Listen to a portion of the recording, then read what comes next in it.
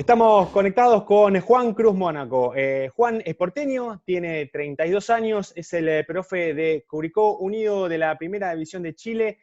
Es un profe joven, pero ya con mucha experiencia. Arrancó en 2012, nada más y nada menos que en la primera de Independiente acá en Argentina, de la mano de Cristian Díaz, y de ahí en más no paró. Estuvo trabajando en Japón en 2 oportunidades con un proyecto del club Boca Juniors, también estuvo en China, estuvo en Almirante Brown, acá en el ascenso, en Acasuso, en Quilmes, y sus últimas experiencias han sido en Sol de América de Paraguay y en Colón de Santa Fe, donde estuvo en la final de la Sudamericana en Paraguay, y hoy, como decíamos, está en Chile, en la primera división, tercero en el campeonato, antes de que tuviéramos el parate por el coronavirus, y está desde Curicó para charlar con nosotros. Juan, bienvenido a mi canal, muchas gracias por esta charla. ¿Cómo estás? Muchas gracias a vos por invitarme. Sé de tu profesión, si bien nos conocimos en un vestuario, siendo compañeros ahí en el Club San Telmo, sé que siempre fuiste un futbolista por encima de la media y que te preparabas para otras cositas, así que me gusta verte en este rol. Muchas gracias. Sí, es así, nos conocemos de haber jugado juntos, de haber compartido vestuario. Y bueno, ya que arrancaste por San Telmo, vamos a empezar por ahí. Hiciste inferiores en el club porteño, en el famoso Candombero. Contame algo de esa experiencia, ¿o no? ¿Te ayudó a haber sido futbolista para esta profesión de preparador físico? La verdad que sí, hice las inferiores en el Club San Telmo, me tocó hacer primer contrato y jugar profesionalmente en el club durante 3 años, poder sentir en carne propia los sinsabores del fútbol profesional, porque la verdad que bueno, tuve un retiro temprano a los 24 años, de la mano de ya la posibilidad de entrar a trabajar en cuerpos técnicos y lo que yo visualizaba un futuro más prominente que, que en lo que podía darme mi carrera como jugador, pero yo siempre mirando hacia atrás y buscando lo positivo de todas las etapas. Siempre digo que a mí lo que me dio el ser futbolista es el comprender y el haber vivido en carne propia un montón de desencuentros que suceden y que a veces uno cuando es jugador no logra comprender, y que hoy desde este lado, al saber lo que siente el futbolista, sea en una no citación, sea en una lista negra por cuestiones dirigenciales, sea en una lesión larga, sea en jugar de titular y pasar a no ser citado, un montón de pequeños detalles que el haberlos transitado, hoy me dan esa información extra que creo que me permite tener para con el futbolista una ventaja que quizás el profe que no haya jugado, que se lo pueden haber contado y lo puede haber escuchado, pero creo que cuando uno lo transita en carne propia es distinto. Así que bueno, nada, eso la verdad que es lo que más rescato de mi carrera. Más allá de haber cumplido mi sueño, por lo que yo siempre me preparé, bueno, toda esa parte romántica de la vida de uno, pero de lo técnico y el análisis que hago es ese. En primera división has trabajado en la Argentina, en Paraguay, ahora en Chile. ¿Cómo es el futbolista? ¿Hay diferencias teniendo en cuenta la nacionalidad, o básicamente los vestuarios, el trato, tiene la misma cabeza o parecida? No, la realidad que, a ver, los futbolistas hablan los tres en castellano, por decir una manera, en los tres lados que me ha tocado trabajar, pero hay grandes diferencias. Cada país tiene su cultura, cada liga tiene su cultura, eh, y sinceramente uno tiene que acomodarse a un montón de pequeños detalles que quizás no es tan fácil de explicar, pero que marcan cuándo estás en Paraguay, marcan cuándo estás en Chile y cuándo estás en Argentina. Después, más allá de lo cultural y de la forma de ser de los futbolistas, hay cuestiones específicas o particulares de nivel, o sea, de condiciones físicas, que también te marcan ciertas diferencias, pero la verdad que bueno, yo creo que estos procesos a mí me ayudaron mucho en lo que es el proceso de adaptación, de, de tener un poco más de velocidad en poder comprender diferentes contextos. Y ahora que estás en Chile, sabemos que históricamente hay una rivalidad social y también, sobre todo, futbolística, ¿no? Con el país vecino. ¿Cómo nos ven a los argentinos? Vos estando allá, ¿cómo sentís que nos tratan, que nos perciben, que nos valoran o no los valoran tanto? Sí, a ver, el argentino igual el problema que tiene es en Sudamérica, más allá de en Chile particularmente, por una cuestión de la forma de ser de uno, que el argentino es avasallante, es arrogante, y va para adelante. Entonces eso muchas veces choca y bastante, pero a la vez en el fútbol termina siendo muy funcional esa personalidad muchas veces, porque al momento de defender un equipo, al momento de defender el proceso deportivo, al momento de tomar decisiones radicales, el argentino tiene ese plus que termina siendo importante para que en muchos de los mercados que podemos mencionar, sea para ser más extensos, Ecuador, Colombia, vas a notar que siempre hay cuerpos técnicos argentinos o preparadores físicos o jugadores, porque también el jugador se desarrolla en el exterior, que terminan teniendo amplitud en el trabajo y teniendo presencia en el mercado. Con Chile particularmente, la verdad que el pueblo chileno, por todo el trato que yo vengo teniendo, es muy respetuoso y nunca te va a deslizar para con uno una cuestión personal ni nada, pero yo sé que a mí me ha pasado en Paraguay de sentir en carne propia que de entrada cuesta y tenés que quizás hacer un poquito más de esfuerzo para darle la tranquilidad que no los vas a querer como ventajear. Cuando ven que estás en su equipo y que es la victoria para los dos, ellos se sienten seguros y es más, ya ahí quieren que te quedes con ellos, porque saben que los vas a potenciar. Acá en Chile estás en Curicó Unido, ¿no? Un equipo que no es de los más importantes, un club joven, de la década del 70 fue su fundación, y están haciendo una gran campaña junto a Nico Larmacón, un entrenador argentino muy joven, y el conejo Javier Vergés, otro exfutbolista también muy conocido en el fútbol del ascenso. Y contame cómo formaron este grupo de trabajo, con qué expectativas llegaron a Curicó. La campaña empezó en enero, tras 7 fechas están terceros, ahí a 3 puntitos de la Católica, han vencido a Colo-Colo, están metidos entre los grandes. Lamentablemente les tocó este parate impensado, ¿no? del coronavirus en todo el mundo, en un momento donde estaban muy bien, con un envión muy importante. Sí, con Nico, mirá, la verdad que yo lo conocí a él, nos fuimos cuando yo trabajaba en juveniles, en Argentinos Juniors, él ya estaba trabajando también en fútbol y siempre fuimos sabiendo el uno del otro, hasta que se nos dio la posibilidad de tener un contacto más cercano, que fue en 2017, cuando yo tomé unas vacaciones, un parate que me dio el fútbol profesional, un viaje a Chile para conocer más en detalle su metodología de trabajo y estuve 10 días en Antofagasta viendo su método. Fue ahí cuando la verdad que me identifiqué mucho en su forma, en su manera, y a partir de ahí seguimos en un contacto de forma regular, esperando nomás el momento que el fútbol nos pueda encontrar, y fue este año cuando, bueno, finalizó y justo se desembocaba mi proceso en Colón, que nosotros estábamos yendo, y bueno, y él con una propuesta muy, muy firme, me invitó a participar de este proceso junto al Conejo, que es un amigo, más allá de hoy ser un compañero de trabajo, que fue con quien compartía Cazú, su almirante, y la verdad que bueno, me cerraba desde un montón de aspectos el poder venir acá, pero mucho más allá del análisis que yo hice, sino la forma en la cual el entrenador me convocó de ese deseo de quiero que vos vengas, quiero que estés acá, y la verdad que eso fue lo que me terminó de convencer para poder fortalecer un grupo de trabajo entre Nico y el Conejo, que bueno, Dios quiera podamos en este mundo del fútbol, en estos mercados, poder ir creciendo o asentándonos. Tras 85 días de confinamiento, te habrán hecho esta pregunta varias veces, ¿no? ¿Cómo lograr que el jugador se mantenga motivado para entrenar vía Zoom? Sabemos que los tenés entrenando tanto a la mañana como a la tarde, que los jugadores tienen un reglamento que respetar y un compromiso de cumplir con esas prácticas. Ya estamos sobre el final de todo este proceso. Haciendo un balance, viendo para atrás, ¿fue muy duro realmente?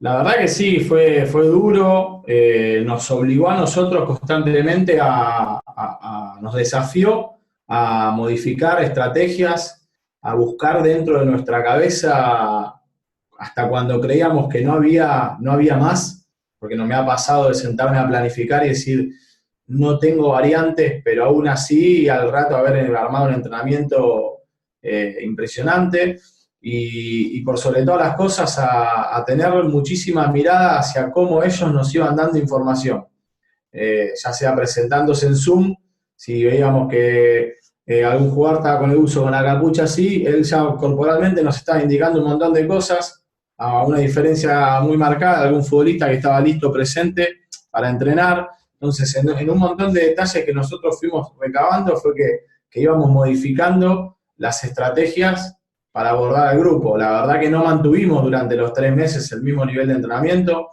hemos hecho semanas de ajuste, hemos hecho semanas de descarga, hemos hecho semanas en las cuales los objetivos de las conexiones iban pura y exclusivamente a lo socioafectivo, a lo lúdico del grupo, al sentido de pertenencia, al escuchar al compañero de cómo era su historia, de cómo era su vida, y quizás era un encuentro de 1 hora tomando mate, en lo cual no hemos hecho ni un abdominal, pero que terminaba siendo para el momento que pasábamos mucho más importante que hacer un trabajo específicamente condicional. Pero como todo, te digo, fue un desafío. Hoy me siento mucho más capacitado, porque creo que, bueno, todo este entrenamiento que hemos tenido de abordar al futbolista desde otro lado, nos hace mejores de cara a seguir relacionándonos con jugadores. Hoy en Curicó, mañana en otros lados. Pero la verdad que fue difícil. Para los jugadores principalmente, porque son quienes tienen que mover la máquina. Y bueno, para nosotros que también hemos estado confinados, digamos, guardados, sin poder salir, y bueno, con todo lo que eso indica. ¿Está confirmada la fecha? ¿Próxima semana, 15 de junio, para la vuelta a los entrenamientos? Acá lo que se está hablando particularmente es de un 31 de julio para el regreso al campeonato. Acá particularmente en Curicó se testeó todo el plantel, se están esperando los resultados y todos los resultados son los que estamos esperando, que ya el 50% del plantel dio negativo, porque los exámenes fueron en tandas, así que los resultados vienen en tandas. Nos aprueba. Tenemos el 80% del protocolo aprobado, algunos detalles que quedan por chequear, y si está todo bien, se arrancará a entrenar. ¿Cómo está la vida en Chile, ¿no? Acá en Argentina han empezado a flexibilizar algunos sectores, sobre todo en el AMBA, ¿no? El lugar más complicado, y vemos que los casos empezaron a crecer. ¿Cómo es allá en Chile, luego de casi 90 días? ¿Cómo está la situación? Por lo que nos llega a nosotros desde acá en Buenos Aires, parece que estuvieron un poco peor que los argentinos. ¿Vos, desde allá, cómo lo vivís? Y lo que pasa es que eso es muy relativo, porque particularmente en Curicó no hubo nunca una cuarentena obligatoria. La ciudad nunca dejó de funcionar. Sí dejaron de funcionar los colegios, los restaurantes, dejó de funcionar el shopping, dejó de funcionar los eventos públicos, por supuesto el fútbol, pero la ciudad nunca dejó de funcionar. Y mientras en Argentina había 3, 4 extensiones de cuarentena obligatoria y la gente sin poder salir, acá la verdad que eso nunca sucedió. Pero yo no estoy tampoco en la capital, en Santiago. En Santiago la política fue ir cerrando por comunas durante los primeros meses de cuarentena, pero hace ya creo que 3 semanas están en cuarentena total, digamos, creo que el 80 o 90% de las comunas. El país tuvo siempre esa política, ir cerrando por sectores. También en Argentina lo que pasó es que el foco estuvo en AMBA y la verdad que Chubut tenía 4 casos y se encontraba totalmente paralizada la ciudad.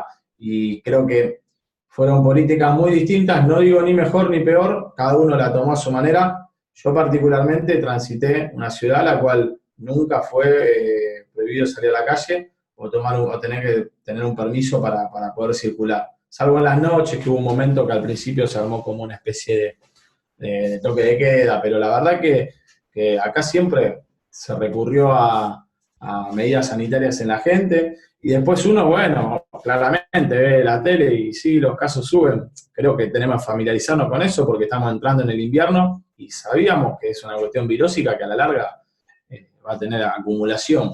Es muy difícil que se pueda controlar porque tampoco la gente va a poder estar tanto tiempo dentro de las casas. Mona, hay una idea de la Federación Chilena de que todos los equipos arranquen en la misma época los entrenamientos. Digo, ustedes obviamente están en distintos sectores, quizás la capital es el lugar donde está más complicado, pero si no arrancan los de capital, ¿tampoco arrancan el resto o no les llegó nada con respecto a eso?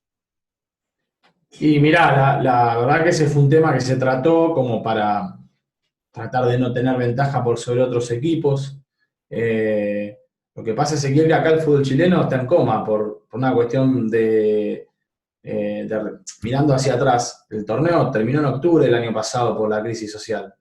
Entonces, la Liga Chilena en los últimos 8 meses tuvo tan solo 7 fechas. Entonces, hoy la necesidad urgente de retomar el juego es por parte de todos, de los clubes, de los equipos, de los clubes, de los dirigentes, de los jugadores, porque el producto en sí, que es el fútbol chileno, tiene un contrato de televisación con una empresa, la cual, como te repito, en los últimos 8 meses financió algo que se utilizó o se mostró muy poco o que pudo usufructar muy poco. Entonces, la verdad que la situación es mucho más tirada. Hoy creo que en el fútbol argentino cayó como anillo al dedo, vamos a bajar los gastos, esperemos, resolvemos lo de los descensos, no desciende nadie, como que el panorama fue uno que acá es totalmente distinto. Acá la necesidad de comenzar la necesitan todas las partes. Y por supuesto creo que algunos clubes comiencen a entrenar van a ser síntomas positivos de cara al único objetivo, que es el reinicio de la actividad para que el producto deje de perder valor y por sobre todas las cosas para que se conserven la mayor cantidad de puestos de trabajo y no entre en una recesión de recortes salariales, bueno, y un montón de cosas que serían realmente muy negativas. Si finalmente, como nos anticipabas, la fecha es el 31 de julio para la vuelta al fútbol, para el primer partido oficial después de tanto tiempo, ¿te alcanzan con mes y medio de entrenamientos para que el equipo esté bien? A ver, no hay precedente de un jugador con 3 meses de parate, ni siquiera en lesiones de data larga, porque de larga data, porque vos pensás, Ezequiel, que un jugador que tiene, bueno, vos tuviste cruzados, no está 3 meses dentro de la casa, tiene tareas de rehabilitación en las cuales al mes quizás ya está caminando y constantemente haciendo ejercicio de fuerza. Acá hubo que ajustar un protocolo de entrenamiento con un montón de condicionantes que hablen un paréntesis de cómo se van a encontrar los futbolistas cuando regresen. Yo creo que 6 semanas igual no es poco, como para decir, che, en una semana me tiraron a la cancha, como quizás sí sucedió en Europa. Pero bueno, como te digo, no hay precedente de esto como para tener la certeza de decir, no, yo en 6 semanas voy a estar. Hay que verlo, hay que transitarlo, hay que tener mucho cuidado, hay que tener mucho ojo. Y bueno, también yo comprendo que los tiempos de los calendarios no te permiten más, no te permiten más porque hay que competir, hay que jugar y por todo lo que hablamos, bueno, en la pregunta anterior. Te conozco hace mucho tiempo, te sigo en las redes sociales también, estamos en contacto, no te digo que diario, pero sí cada tanto, y vi que has publicado un protocolo muy lindo, muy interesante para la vuelta a los entrenamientos. No te pido que me expliques todo porque debe ser muy largo, muy engorroso, pero los primeros entrenamientos, la primera semana, ¿cómo lo vas a llevar? ¿Qué es lo que hablaste con el técnico? ¿Qué es lo que te dicen los dirigentes? ¿Qué tenés pensado hacer? Sí, a ver, el protocolo particularmente lo que trata de cubrir es todas las dudas sanitarias que puede llegar a haber respecto de retornar a los entrenamientos. Esa es la base. En base a todo eso, o sea, con todos esos condicionantes nosotros armamos las tareas. La verdad que desde lo que uno le gustaría hacer hay muy poco, porque sinceramente no se pueden contactar los jugadores, no se puede pasar una pelota de un lado al otro, hay que trabajar separado, pero bueno, mirando que venimos 85 días dentro de los departamentos, creo que con que un futbolista pueda hacer algunos slalom, algunas vallas, una conducción con pelota, pisar el pasto, ponerse los botines, ya va a ser sumamente positivo y si todo funciona bien, bueno, ir acomodándonos para ir escalando las etapas que el mismo protocolo tiene y empezar a trabajar lo más parecido a un plantel de fútbol, no dentro de mucho tiempo. ¿Arrancarían por grupos, por etapas, los diferentes horarios? Y arrancás por grupos de 7 jugadores y 3 asistentes en cancha, que son 2 entrenadores, sea profe o técnico, y un médico. Con llegadas cada 45 minutos, es una especie de fábrica. Llegan, hacen entrar en calor en un sector, pasan al segundo sector, al tercer sector y salida. sea, es como un círculo en los cuales los jugadores van a llegar, van a trabajar y van a abandonar el sector durante casi 50 minutos que ingresa el otro grupo. La verdad que bueno, por ahora está planteado de esa manera, con un punto de control de desinfección en el ingreso, un punto de control de desinfección en la salida. Creo que, sinceramente, no tratamos de tener todos los detalles cubiertos. A los que nos va a costar va a ser a los entrenadores, porque estamos casi 5 o 6 horas en cancha, contemplando que tenemos 6 grupos. Pero bueno, a poner un poco la espalda y a aguantar. Ha sido un desafío también, ¿no es cierto?, para todos ustedes del cuerpo técnico, porque los ha llevado también a estudiar un poco más, a prepararse más en ámbitos o en áreas que habitualmente no lo hacían. No, la verdad, a ver, como todo, creo que esto se abrió una canilla de conocimientos que se empezaron a tirar en todas las redes sociales y le permitió a uno aprovechar este tiempo para incrementar su videoteca, su biblioteca de trabajos, y la verdad que mismo en lo que fue personalmente un montón de reuniones de preparadores físicos o charlas con colegas que me ayudaron muchísimo bueno, en lo que quizás uno cuando está en la vorágine del día a día le cuesta parar un poquito y escuchar.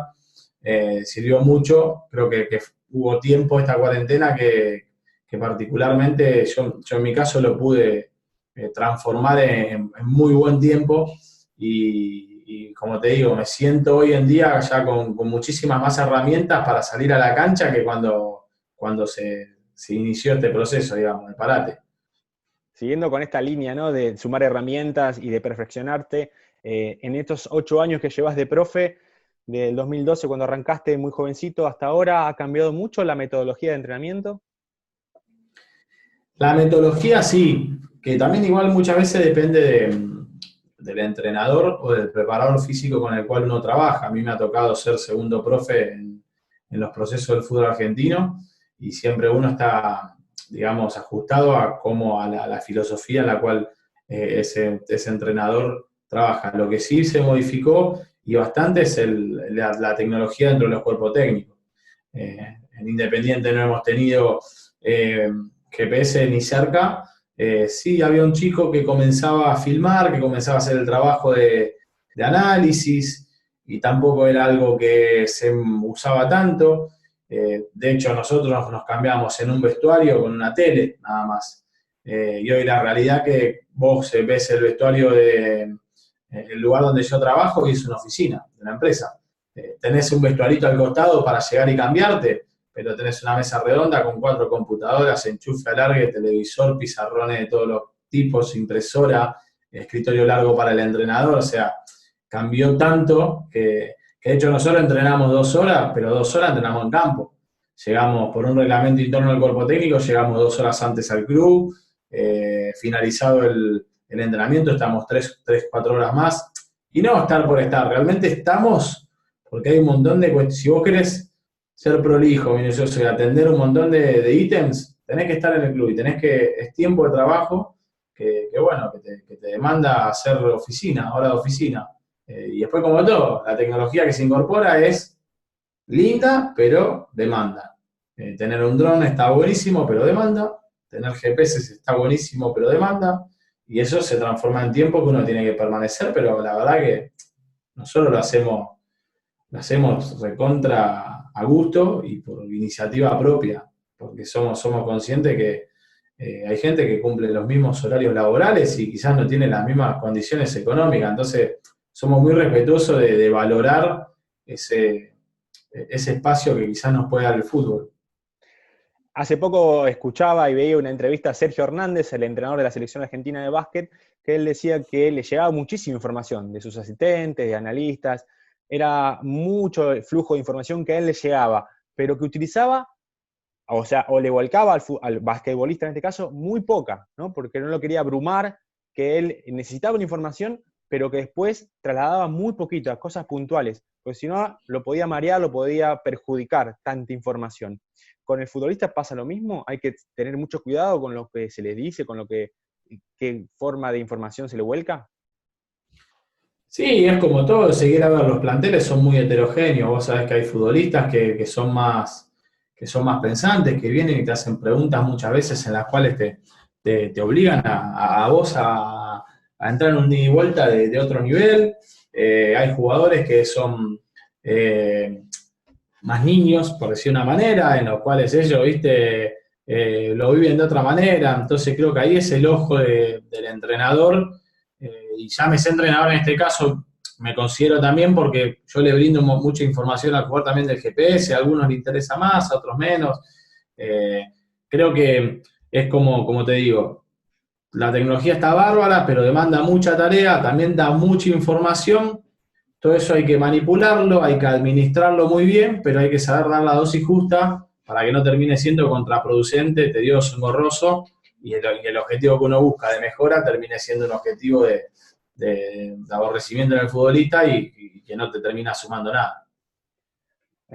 Estuviste, contabas en la nota, visitando a Nico hace un tiempo, 10 días en Chile, 2 semanas, ahora llevas 6 meses. En todo este tiempo, ¿en algún momento alguien te nombró a Marcelo Bielsa, te contó alguna anécdota del gran entrenador argentino que sabemos que allá, o por lo menos a nosotros nos llega, que en Chile es casi un dios? ¿Sabés algo? ¿Te enteraste de algo? ¿Alguien te contó alguna historia de él? Sí, no, como mencionás, acá la realidad que, a ver, Chile tuvo un proceso, si bien, a ver, Chile tuvo a los mejores jugadores de su historia en plenitud, como es Alexis y Arturo. A mí me sorprende acá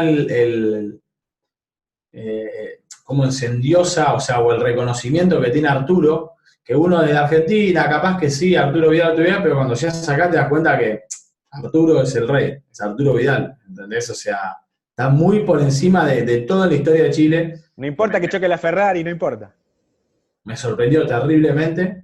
Y sí, por supuesto, a ver, ellos estuvieron con Bielsa, con Sampaoli, con Pizzi. Sampaoli y Pizzi porque fueron campeones, Bielsa porque fue quien medianamente inició toda esta gestión.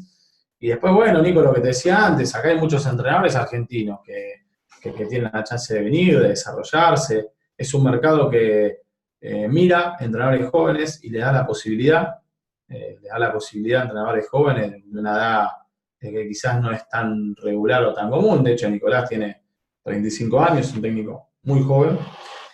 Pero la verdad que, bueno, como te digo, es un fútbol muy lindo para trabajar, muy prolijo, de mucha tranquilidad, de mucha inversión en la infraestructura, estadios coquetos, lugares de entrenamiento cómodos, y después, bueno, en lo económico muy estable porque no sufrís ninguno de todos los inconvenientes que constantemente sufrís en Argentina, no solo por situaciones del club, sino por propio funcionamiento del sistema, porque el sistema de Argentina funciona de esa manera. Hablando de Argentina y hablando de Santa Fe, te quiero meter un ratito, unos segundos, en tu experiencia en Colón, en esa Copa Sudamericana histórica del Sabalero, que lamentablemente no la pudieron coronar con un título, pero bueno, hicieron un recorrido hermoso, enorme, hasta llegar a esa gran final en Paraguay. Una final atípica por la lluvia que llevó a la suspensión, la reanudación del juego un poco después. Contame un poco un balance, ¿no? Una historia de esa Copa y particularmente de la final, lo que te acuerdes, lo que te ha quedado en la retina. Bueno, a ver, Colón fueron 9 meses que yo sentí que viví 5 años por la presión con la que se vive el fútbol argentino, que es una cosa muy difícil de explicar.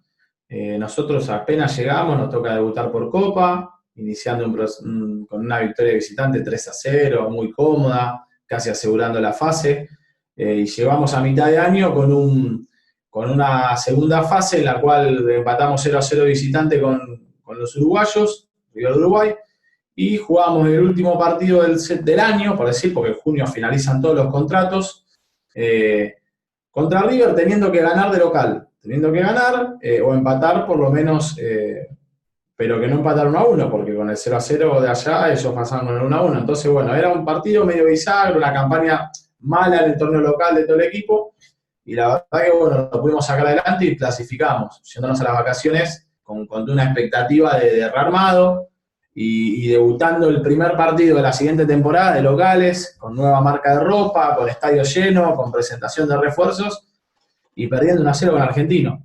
Entonces, Otra vez estamos acá, dijimos la puta madre, crítica de la prensa, lluvia de crítica, otra vez lo mismo, no cambió nada, el equipo se arrastra, una prensa muy agresiva, una ciudad, un microclima que se vive en la ciudad muy particular, que uno cuando está en Buenos Aires no tiene ni el 10% de idea de lo que pasa ahí, pero que pasa porque ahí está Telefe de Santa Fe, está Diario Sol, está un montón de cosas que no las conoces hasta que llegás. Y nos tocó ir a la Paternal, ganar 1-0, con un partido excelente planteado por el entrenador, un gol de pelota parada, y ahí empezó la heroica de los penales. Fue la primera llave que ganamos por penales, nos tocó después enfrentarnos a Zulia de Venezuela, lo mismo, nos fuimos de visitante, último minuto, nos hacen el gol, nos volvemos con un 1-0, derrota fea, pudimos en Santa Fe ganar 4-0, cómodo, contundente, y la llave con los brasileños en la semifinal, que fue una llave, la verdad, histórica ya para la ciudad, porque jugamos con un marco, un estadio que explotaba de gente, que dijimos, no nos pueden hacer un gol, no nos pueden hacer un gol, cuidamos el arco en cero, y a los 20 minutos perdíamos 1-0, con una jugada que fue una de esas jugadas que pasan una vez cada 1000 años, un rebote, pero aún así el equipo después siempre, en la Copa le pasó, cuando tenía que ser presente, lo dijo, lo dio vuelta, y fuimos a Brasil y bueno, pudimos tener esa hazaña que pasamos un primer tiempo que fue durísimo, casi a punto de baile, y con un 2-0 abajo y la comodidad de Mineiro siendo local, de tener la llave en el bolsillo, el equipo empezó a ser presente y pudo forzar los penales y clasificar. La verdad que... Mona, antes de meterte en la final en sí, ¿por qué pensás que el equipo decía presente en la Copa y en el campeonato le costaba firmarse? A ver, es muy particular la Copa. La Copa es algo, es mata-mata. Vos sabés que morís ahí ese día, esa noche. No tenés chance. Es muy distinto el clímax que se percibe cuando vos perdiste en Venezuela 1-0 y vos salís a la cancha y sabés que no hay mañana. Que es ahí y que si vos perdiste, ya está afuera. Ahí yo particularmente siento que después uno enfrentaba las tres competencias por Copa Argentina, llegamos a cuarto de final, las tres competencias con la misma seriedad, el mismo compromiso, la misma preparación de los rivales, pero bueno, es como todo. El club, al principio cuando llegamos nos dijeron queremos que pasen de fase en Argentina, Copa Argentina y Copa Sudamericana. Y después le van agarrando el gustito y van estando todos contentos en que vos cuides para la Copa, en que... Y bueno, después, bueno, vos no fuiste campeón y dicen, che, qué campaña mala hicimos, bueno, pero hay un montón de detalles para revisar los por qué, pero los futbolistas en sí encaran con el mismo ímpetu y compromiso los partidos, no hay un desinterés, pero sí en algún momento el cuerpo técnico tuvo que empezar a tomar decisiones de, bueno, este partido y lo juego con suplente, este partido lo juego con suplente, entonces después hay 3 o 4 partidos que vos, la verdad, que empezás a jugarlos con equipos que no es el más fuerte y que de 12 puntos te tocó sacar 1 y te complican en lo general, porque si che, pero bueno, nada, es así, es transitarlo. Siempre estaban todos de acuerdo hasta después del resultado, ¿viste? Pero en la previa la decisión hay que tomarla. ¿Y qué te acordás de la final, no? Desde la previa misma del viaje a Paraguay, con toda la cantidad de gente que fue, que marcó un récord, un hito, con una ciudad, o media ciudad paralizada por ese partido, y el partido en la lluvia. Fue algo único porque era la primera final única que se generaba, con 2 equipos extranjeros llegando a un tercer país, con un protocolo de Conmebol muy estricto en llegar 3 días antes a la ciudad, cuestiones organizativas de bajar del avión y ni siquiera retirar las valijas, ir directo a un micro, todo ploteado, final de la Sudamericana, final única, ahí ir directo a un hotel, por supuesto, bueno, nivel de hotel 5 estrellas, la prensa, el vallado que había, el contexto. Cuando nosotros llegamos ahí, nos dimos cuenta, estamos en la final. Era un mundial, era como un mundial. Somos los finalistas, estamos en la final. Mañana se entrena en la cancha del Club Olimpia, Me acuerdo que, bueno, yo como profe, yo siempre, los dos profes, uno abre la delegación y el otro cierra. Y yo siempre abría, que lo que haces vas adelante mirando que esté todo más o menos, que la puerta del vestuario está abierta, bueno, son cuestiones de control.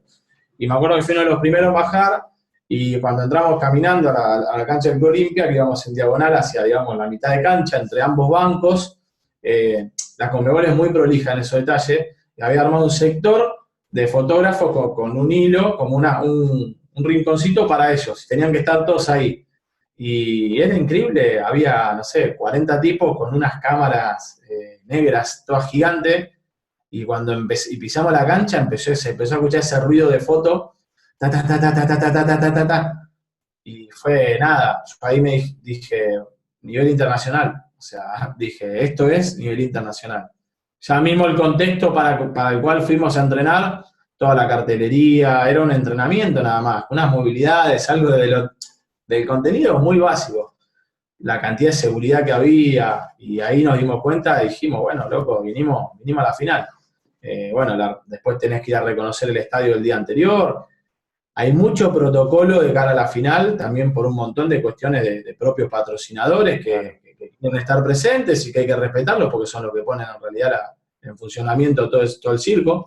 Y la verdad que nada, fue desde el día a día no dormir, ansiedad, muy difícil y bueno, claramente uno soñaba yo hasta el día de hoy sigo pensando lo que hubiera sido, porque la frase esa, lo que hubiera sido era, mismo el día que salimos a la cancha y vimos lo que era la cancha, nada.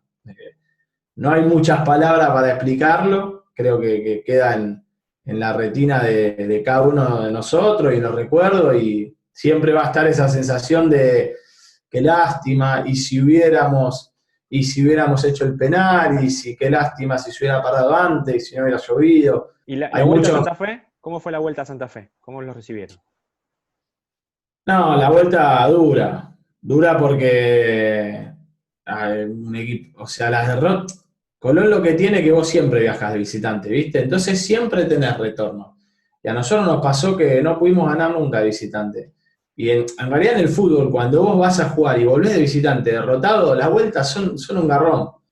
Pero esta fue brava porque si bien fue rápida, porque volvimos al hotel, dormimos al hotel a la mañana, ya salimos, fue difícil. Ahí le dimos 3 días libres a los jugadores, porque veníamos de 45 días sin parar de entrenar, que fue tremendo eso también de lo mental, el desgaste que había dentro del grupo era increíble. Y bueno, nada, se los liberó a los chicos y bueno, se tocó seguir trabajando, después qué va a ser.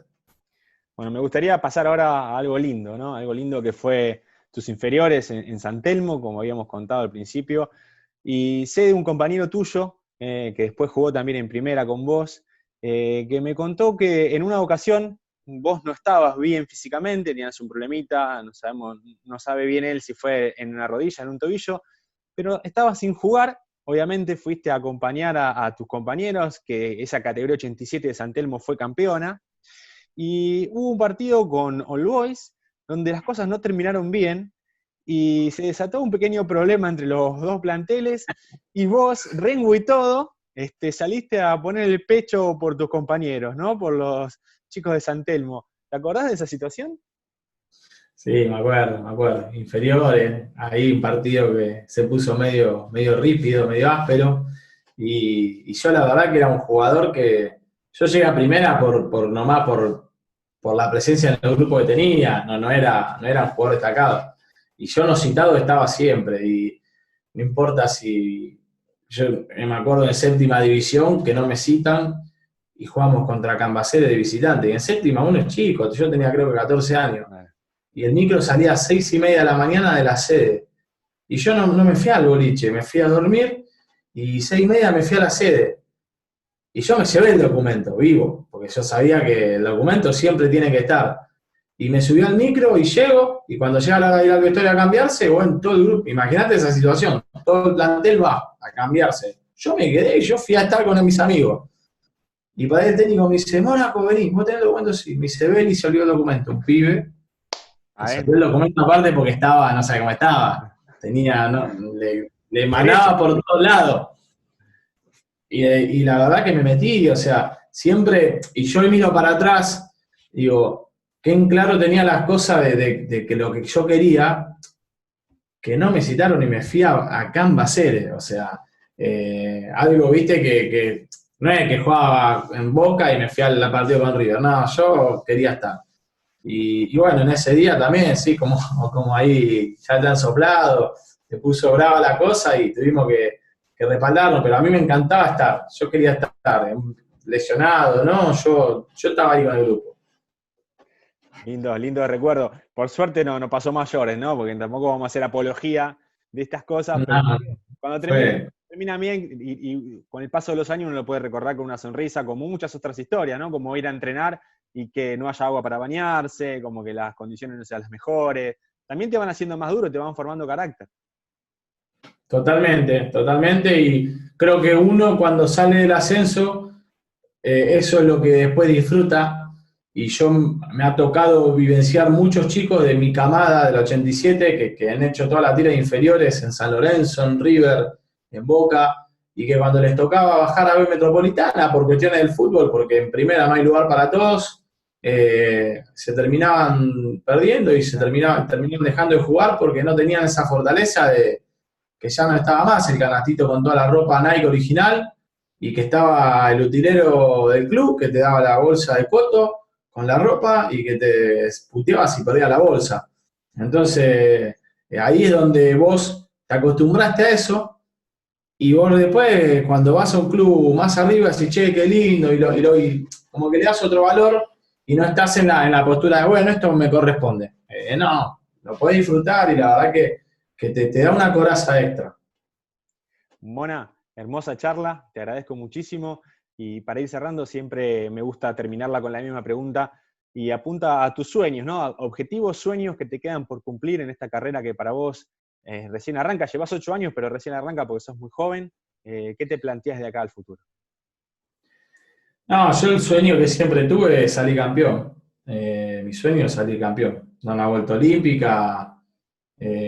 No se me pudo dar el año pasado y la verdad que bueno, va a ser algo que lo voy a tener pendiente, porque cuando uno juega una final o tiene la instancia de salir campeón, detrás de todo eso hay una historia tan, pero tan grande de un día a día con un grupo de jugadores y con un grupo de compañeros del cuerpo técnico, que creo que es la frutilla final a tanto esfuerzo. Y si bien los recuerdos quedan, nosotros acá jugamos por ganar y por buscar esa gloria. Yo creo que el día que esté en un cuerpo técnico que afronte un partido y que cuando el árbitro toque el silbato y pueda sentir que fui campeón, va a ser una sensación que todavía no la viví, claramente si en inferiores, pero no la viví desde este lado y para mí ese es uno de los sueños que yo tengo. Mona, muchísimas gracias. Espero que sigas bien, que la situación allá, también en Argentina obviamente, mejore y que pronto vuelva al fútbol, que es lo que todos los amantes de la redonda estamos necesitando. Muchas gracias. A disposición, amigo, a disposición. Gracias a vos.